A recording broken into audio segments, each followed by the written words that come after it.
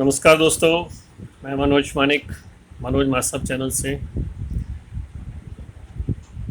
देखिए, आज जो टॉपिक हम लोग लेकर आए हैं आपके लिए वो ये है कि हाउ टू फेस या how to prepare for competitive exams. आप सभी स्टूडेंट्स आफ्टर ट्वेल्थ या आफ्टर ग्रेजुएशन किसी न किसी कॉम्पिटिटिव एग्ज़ाम्स की तैयारी करते ही हैं और उसमें अपीयर भी होते हैं। तो जैसा कि मेरा मानना है, कुछ ऐसी बेसिक्स ऐसे पॉइंट्स हैं। आप किसी भी कंपटीशंस की तैयारी कर रहे हैं, किसी भी कंपटीशन की, आपको ये बातें ज़रूर ध्यान रखनी चाहिए। सबसे पहली बात कि आपने जो टॉपिक्स सिलेक्ट किया है या जो एग्ज़ाम सिलेक्ट किया है, सबसे पहले आप ये देखिए कि उसका सिलेबस क्या है। कोई भी एग्ज़ाम हो, चाहे यूपीएससी हो, एसएससी हो और स्टेट लेवल के एग्ज़ाम्स हो, रेलवे का हो, बैंक का हो, उसका जो भी सिलेबस है, पहले आप उस सिलेबस को, ठीक है, ढंग से पढ़ें। पूरा टॉपिक वाइज ढंग से पढ़ें। किस टॉपिक में क्या क्या चीज़ कवर होगी, क्या क्या चीज़ आप किस तरीके से कवर करेंगे, प्रायोरिटीज़ किसको देंगे, कौन सी चीज़ आपको कंफर्टेबल लग रही है, किस में आपको किसी दूसरे की सलाह लेनी है ना, या किसी गाइड अगर आपको चाहिए तो उसके लिए आपको कैसे अपने आप को मैनेज करना है। तीसरी बात यह है कि जब आप फर्स्ट स्टेप सिलेबस सेलेक्ट करते हैं अपने एग्ज़ाम के हिसाब से, फिर यह है कि आप ये देखिए कि आप अपना जो टाइम टेबल है वो कैसे मैनेज करेंगे, क्योंकि हर टॉपिक के साथ आपको एक टाइम में बाउंड करना पड़ेगा।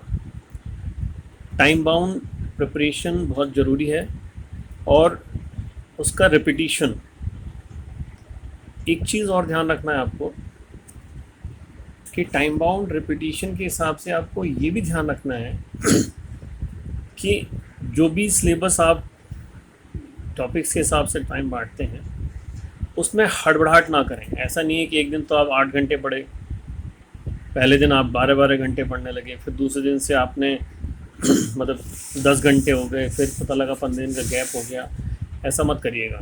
Slowly and study wins the race, जो एक प्रोवर्ब है, कहावत है, तो उस चीज़ को ध्यान में रखिएगा। अपना आपकी जो ओवरऑल सर्कमस्टांसेस हैं उनको ध्यान में रखिए। अगर आप कहीं और जॉब भी कर रहे हैं, प्राइवेट पढ़ाई भी कर रहे हैं, या कहीं और कुछ क्लासेस ले रहे हैं, उसको भी ध्यान में रखते हुए आपको अपना सिलेबस प्रिपेयर करना है। टाइम मैनेजमेंट बहुत ज़रूरी है। दूसरी बात, आपकी प्लानिंग बहुत ज़रूरी है। प्लानिंग बहुत अच्छी होनी चाहिए।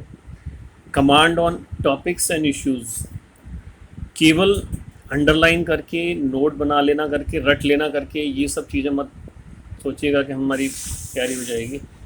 आज के टाइम में कंपटीशन बहुत ही ज़्यादा नेक टू नेक है।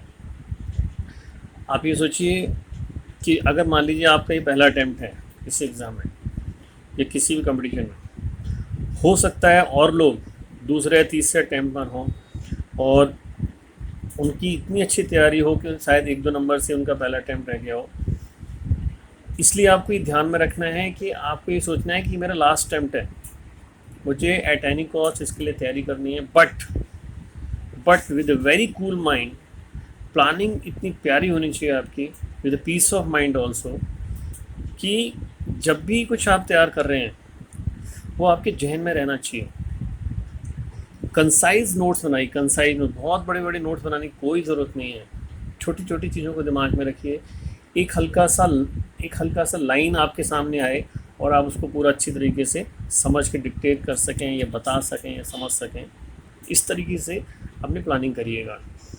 क्योंकि अगर कहीं पे भी आप कंफ्यूज होते हैं तो आप सोच लीजिए आपके पीछे हज़ारों बच्चे बैठे हैं आपको पीछे छोड़ के आगे बढ़ने के लिए। तो ऐसी कोई गलती मत करिएगा कि आपके ट्रैक पे दूसरी लाइन की गाड़ी आ जाए।